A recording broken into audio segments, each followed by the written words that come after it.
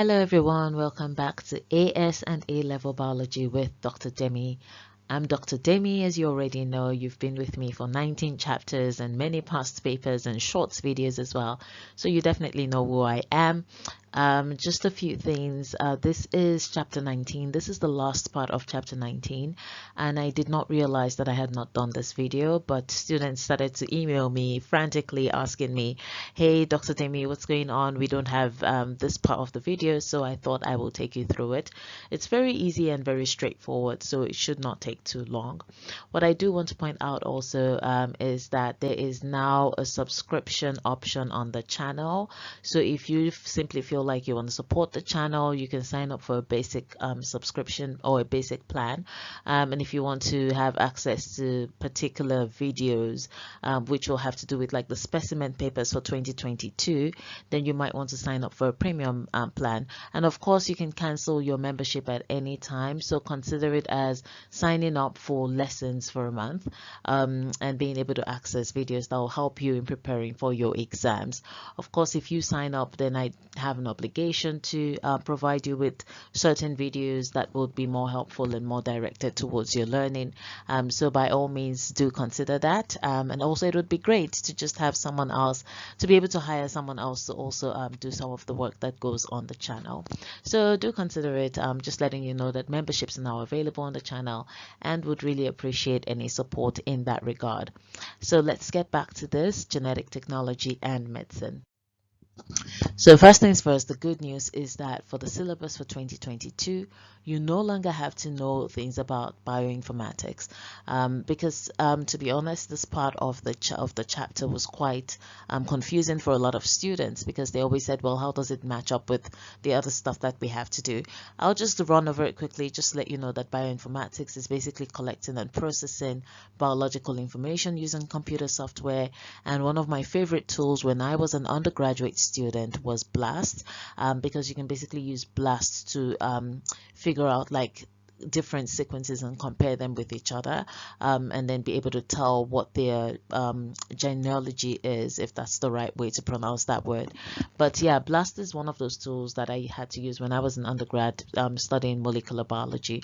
But you don't have to know any of this for your exams this year, and I'm sure some of you just said, oh, thank goodness.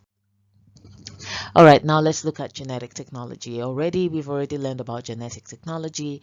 We've learned about the processes of genetic technology, which had to do with like the PCR, the microarrays, and all of that. But how do you apply all of this to medicine? The good thing about genetic technology is that it allows for specific human products to be made. So remember that when we started the chapter on genetic technology, we were talking about how you can take a piece of DNA, you can cut it at specific sites, you can insert a different section into that DNA, and then make what we call a recombinant gene. In the same way, genetic technology can allow us to make specific human products, such as the human growth hormone, the thyroid stimulating hormone, and factor VIII, which is a blood clotting protein for the treatment of hemophilia. And I don't know if it's in this chapter. I usually ask my students if they've watched The Last Tsars of Russia, the show about them, and they realized that biology was actually the underlying factor that led to the fall of the last Tsars of Russia, because one of the only son of the Tsar had hemophilia, and obviously that put him at risk, because if you have hemophilia, then it means you're unable to clot your blood as necessary, and so people have a high risk of bleeding out. So factor VIII is the protein that prevents that bleeding out from happening and allows people to be able to clot their blood successfully. So for people who have hemophilia, one of the ways in which factor VIII can be made is through genetic technology, and I will just go over that on the next slide. But first of all, the advantages is that there are advantages obviously in using bacteria, yeasts, and cultures of other mammals to make these proteins. So say for example you want to make, and this is an example, so it is just hypothetical. Let's assume that you want to make let me see, you want to make factor VIII, right? And you have a bacteria like E. coli, which is for some reason able to make factor VIII. So I'm just going to use this here. So let's assume that this here is E. coli's DNA. So E. coli is a bacterium, so it has circular DNA. We can take what we would call a restriction enzyme. If that sounds confusing to you, please watch videos number 1 and 2, just so that you can get an idea of it. We can take a restriction enzyme and we can cut this E. coli here. All right, when we cut the E. coli here, we've basically made room somewhere there. And you don't even have to cut it 2 spaces, but just saying, like, you can cut the DNA. And when you cut the DNA, you can then take the DNA section that codes for factor VIII and insert it into the DNA of E. coli. So what that would look like then is that we will take this DNA, which is the normal DNA of E. coli, and we would take, let me say factor VIII, let's make factor VIII blue, this section that codes for factor VIII, and insert it into the DNA of E. coli. Now we have what we call a recombinant. So this is what you would call a recombinant. And a recombinant simply means that you have 2 genes, or 2 different genes that have been mixed together, or 2 different DNAs rather, 2 different DNAs that have been mixed together. So this is a recombinant. You take this recombinant and you put it back into the E. coli organism, and you can then grow that organism. Now, because E. coli would divide by what we call fission, so it just basically splits into many different cells as it grows, that means that when it replicates itself, it will also replicate this entire DNA section. Let me see, it's just going to use a different color there so that you can understand what I'm doing. It will replicate this entire DNA section, including the part that has factor VIII. So that means there will now be many cells of E. coli that have factor VIII in them, and you can then extract the products from those many cells, and you basically would have made many copies of factor VIII. You can extract the product and you can purify it and then use it to treat people. This again was hypothetical. I don't think E. coli is the vector or the organism that's used to produce factor VIII, but I hope you got that explanation. So what obviously is the advantage of doing this? Simple nutritional requirement. If you want to grow E. coli is very easy to grow. You need glucose, you need a protein mix if necessary, or a protein broth, and you can just make a culture. You can just get, for example, you can get like an agar culture that's already been pre-made, or a nutritional broth culture, and you would have lots of E. coli being made. Also, it's a very quick way to make large volumes of a product. So for example, making factor VIII using E. coli means that you would have many multiplications within a short period of time, so you would have a lot of product. The production facilities don't require a lot of space, and the processes can easily be carried out anywhere in the world. Obviously, when you're working with recombinant bacteria or recombinant organisms, I often want people to be very careful, particularly students, because if you're not careful and you don't have the right disposal facilities and things like that, you might end up making something that might be potentially dangerous and just throwing it down the drain, and that can wreak havoc in your immediate environment. The disadvantage obviously of using bacteria and yeast is that they don't modify their proteins like eukaryotes do. So always remember, bacteria are prokaryotic organisms, yeast are actually eukaryotic, so they can do that in some instances, but bacteria are unable to do that. So it's often better to use eukaryotic cells to make human proteins. Okay, so this is a better depiction of how factor VIII is made. So they use hamster cells. Hamsters are eukaryotes, so remember they are mammals. So they're eukaryotes, so they can also be used as a medium to make eukaryotic proteins. And again, the justification for using eukaryotes to make eukaryotic proteins is that the eukaryotes have the same processes of folding the protein and modifying it through the Golgi body, and also like transporting it out of the cell. So it makes it easier to, should I say, transpose that from one organism to the other. So in this case with factor VIII, you can use genetically modified hamster cells. And again, remember, genetic modification is simply the process in this case of making a recombinant cell. And having that cell multiply. So the human gene for factor VIII is inserted into the hamster kidney and ovary cells, and obviously the choice of cells that you use is dependent on perhaps how quickly they multiply, or how they fold that particular protein. That might be a factor that determines which cells in your medium you choose to use. So they're cultured in fermenters. When they say they're cultured in fermenters, doesn't mean that they're fermented to make beer. It just simply means that they're cultured in bioreactors that allow them to multiply. The factor VIII that is produced is extracted and purified. Now, obviously, someone might say, well, why do we need to go through all this?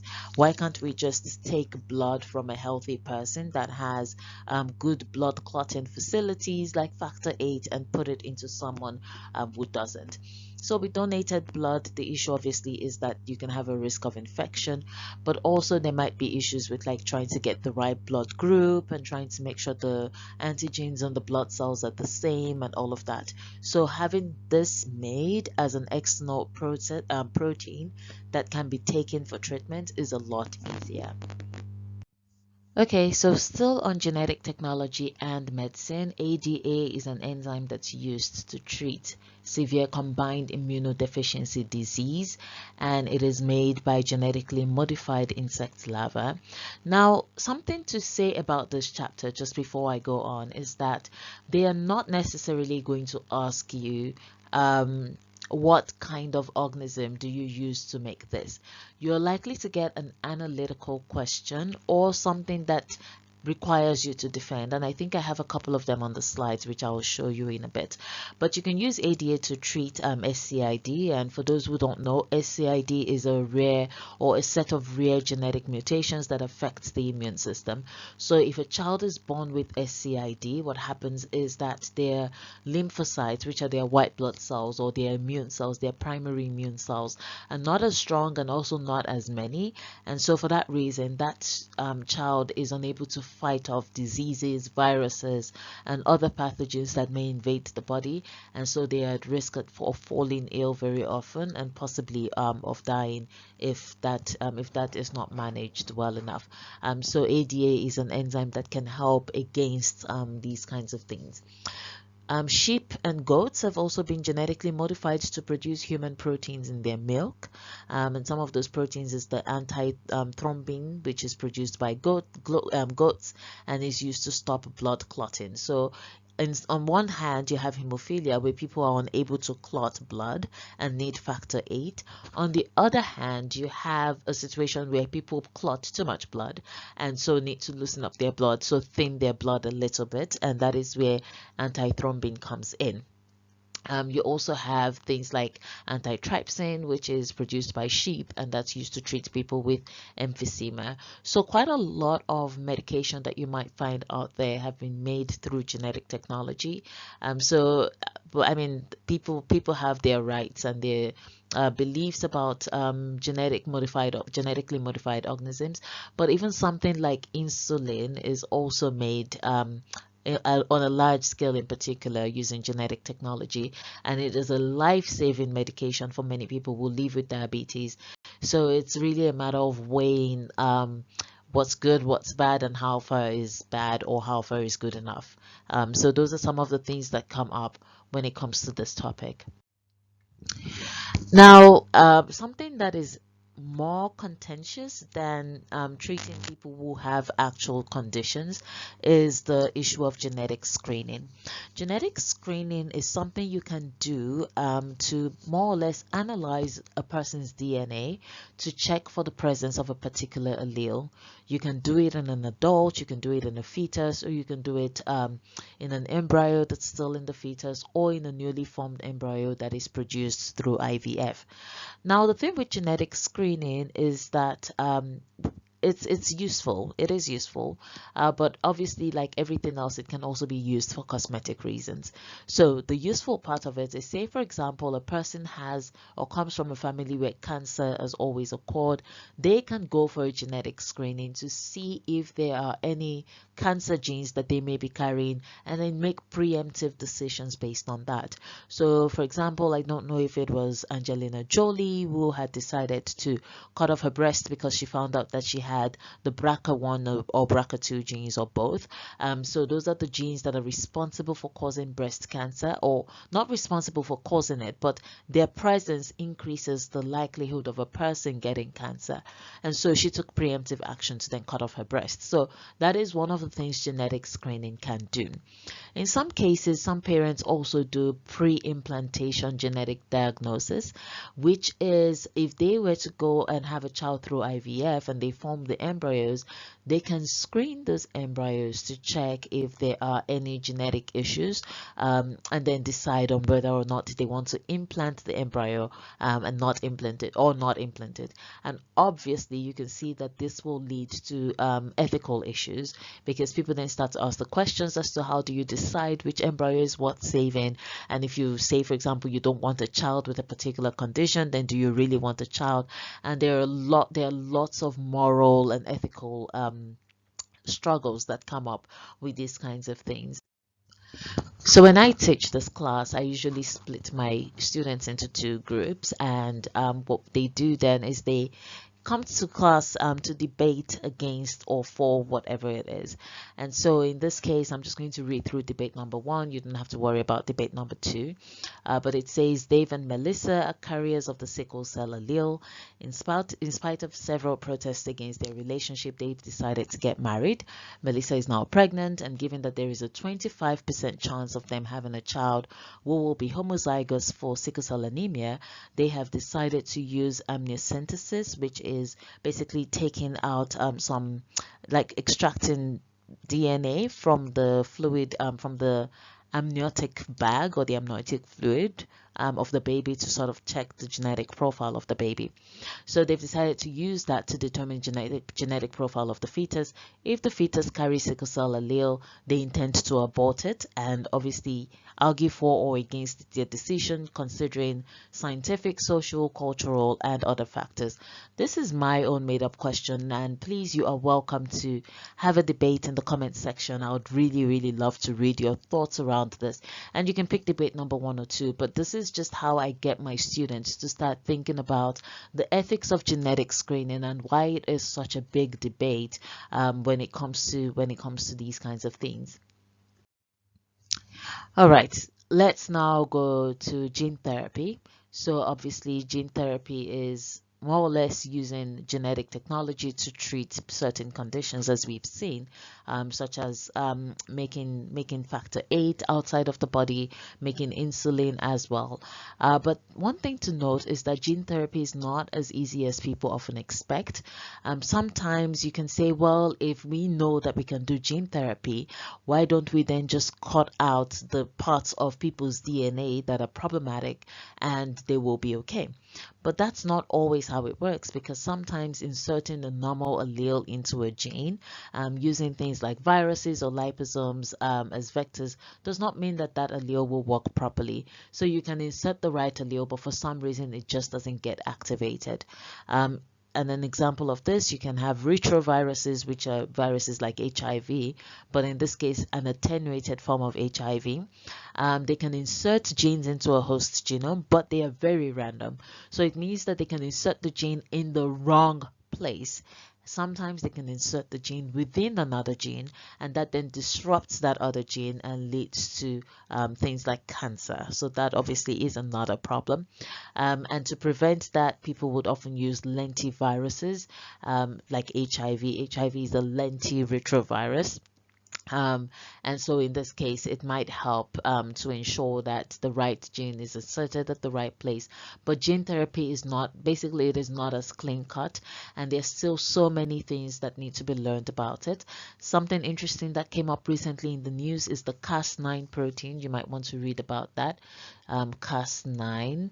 It's a very common protein that's used in gene technology, and that is a protein that it has been made more efficient. So I was just reading on the news that it has been modified to become more efficient and to reduce its error rate. So maybe we are getting to a point where gene therapy will become easier, but at this point it is not straight and clean cut as people like to think. Okay, this is the last slide, and usually something they ask about in this chapter is cystic fibrosis. And just to give you a background, cystic fibrosis is a genetic disorder where people have abnormally thick mucus that's produced in the lungs and in other parts of the body. And because of this mucus, they are prone to bacterial infections because the bacteria can breed in the mucus. The mucus can block the pancreatic duct, it can block the reproductive system, and 90% of men who have cystic fibrosis are sterile. Now, cystic fibrosis is caused by a faulty allele of a gene called CFTR, and that allele affects the transport of chloride ions in and out of the cell membrane. You can read about why that would be important, but the big question here for this chapter would be that the most common defect, and I'm missing the word common there, the most common defect of the CFTR gene is caused by the deletion of 3 bases. So it's caused by the deletion of maybe GCT or TCA or whatever. And so if it's a deletion issue, and I'm going to leave you with this, again, you can answer this question. Is it a good candidate for gene therapy, and why? You can think around it a little bit, but I'm guessing I should probably not leave it open. If you think about it, if it's just about the deletion of 3 bases, then cystic fibrosis is possibly a very good candidate for genetic technology or for gene therapy, because you can get the right gene with the right bases and insert that, but that would require you obviously to splice the gene in the person that you're trying to treat, as well as splice the gene in your vector and everything, and insert the right gene and put it in. In some cases, you can use a lentivirus, just like we spoke about on the previous slide, to insert the right bases in the right positions. And so if you do that, then there's a likelihood that you'd be able to heal people of cystic fibrosis. But again, this is not as clean cut, because there are so many things that can go wrong when you do gene therapy, which is one of the reasons why it's probably not as common yet, but there is hope that it might become, more mainstream soon. So yeah, that is it on this section of the video. That's basically all that you need to know.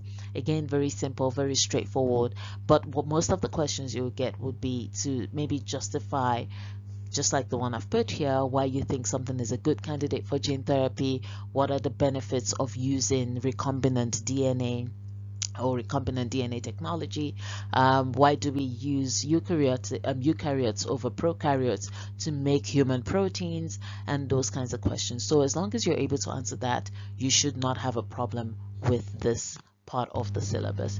And so yeah, that's it from me. Again, please don't forget to share with your friends what the channel is about. Get them study together, prepare for your exams. They're coming up in June, very exciting. And also if you would like to, please support by subscribing to a plan, and just you'll have access to other videos that some might not have access to, or at least you might have early access. So yeah, that's it from me. Have a good day and goodbye.